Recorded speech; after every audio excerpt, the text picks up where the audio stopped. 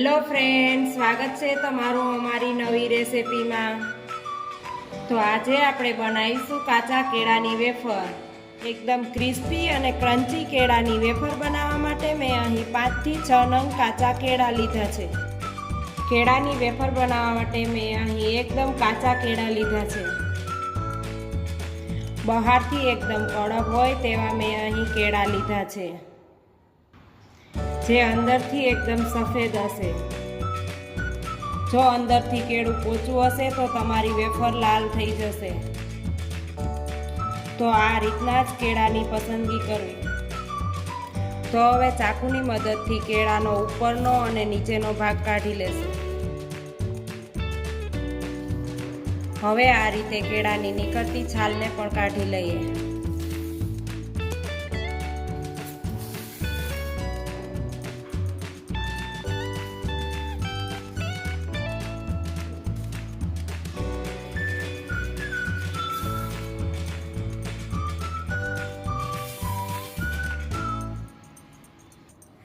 હવે છોલણિયાની મદદથી કેળાની બધી ગ્રીન છાલને આ રીતે કાઢી લેશું। કેળાની વેફર બનાવતી વખતે જરાય ગ્રીન છાલ પણ રહેવી ન જોઈએ। જો કેળામાં ગ્રીન છાલ જરા પણ રહી જશે તો વેફરની કિનારી કડક બની જશે। તો તમે જોઈ શકો છો કે સોલણિયાની મદદથી મેં બધી ગ્રીન છાલ કાઢી લીધી છે। આપણા કેળા કાળા ન પડી જાય તેના માટે તેને એક તપેલીમાં પાણી ભરી તેમાં કેળાને મૂક્યા છે। કેળાની એકદમ પતલી સ્લાઇસ બનાવવા માટે મેં અહીં એક ચોપર લીધું છે। તો આ રીતે કેળાની ગોળ પતલી સ્લાઇસ પાડી લેશું। આ રીતના કેળાને ઉપર નીચે કરીને બધા કેળાની સ્લાઇસ પાડી લેશું। તમે જોઈ શકો છો કે મારી કેળાની એકદમ પતલી સ્લાઇસ તૈયાર થઈ ગઈ છે। આ રીતે કેળાની ઉપર નીચે કરીને લાંબી પણ સ્લાઇસ પાડી લેશું।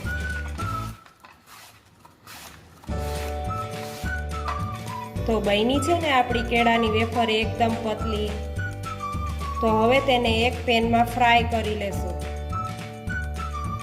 તો મેં અહીં એક પેનમાં તેલ ગરમ કરવા માટે મૂકી દીધું છે।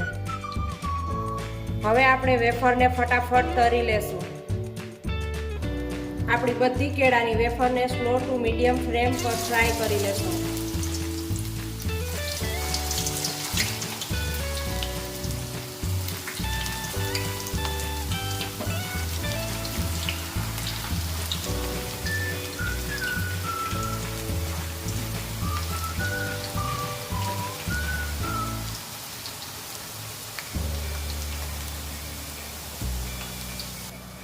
તો આ રીતે ઝારાની મદદથી તેને ધીમે ધીમે ફેરવતા જશો,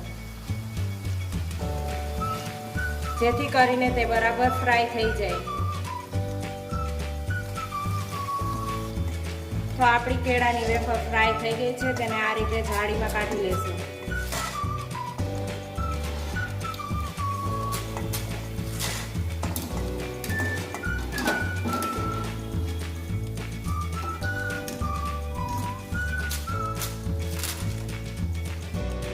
તો બની છે ને ક્રન્ચી અને વ્હાઈટ એકદમ આપણા કેળાની વેફર।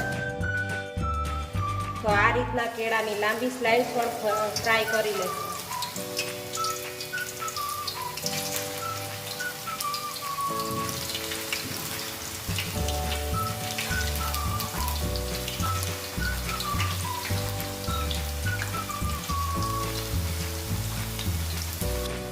આ રીતના કેળાની વેફરને ફેરવતા જશું ને તેને ફ્રાય કરી લેશું। આપણી કેળાની વેફરને સ્લો ટુ મીડિયમ ફ્લેમ પર જ ફ્રાય કરવાની છે। જો તેને હાઈ ફ્લેમ પર ફ્રાય કરશો તો તે લાલ થઈ જશે। તો જો તમે જોઈ શકો છો કે આપણી કેળાની વેફર એકદમ વ્હાઈટ છે અને તે ફ્રાય થઈ જવા આવી છે। હવે તેને ઝારાની મદદથી એક બાઉલમાં કાઢી લેશું। જો તમને તેલથી ડર ના લાગતો હોય તો તમે આ રીતે ડાયરેક્ટ પણ વેફર પાડી શકો છો।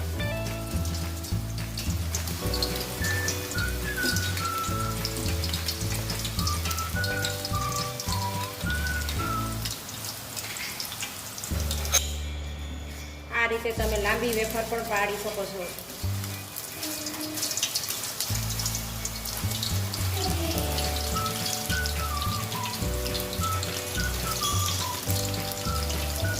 હવે આપણી કેળાની વેફરને ચટપટો ટેસ્ટ આપવા માટેનો મસાલો તૈયાર કરી લઈએ. અડધી ચમચી સંચર પાવડર, અડધી ચમચી મીઠું, અડધી ચમચી મરચું પાવડર, અડધી ચમચી મરી પાવડર, અડધી ચમચી ચટપટો ચાટ મસાલો. હવે તેને સારી રીતે મિક્સ કરી લેશું.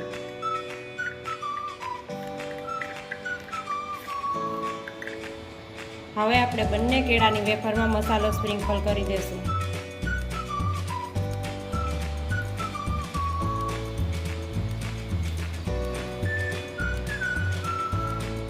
હવે તેને હાથેથી સારી રીતે મિક્સ કરી લેશું.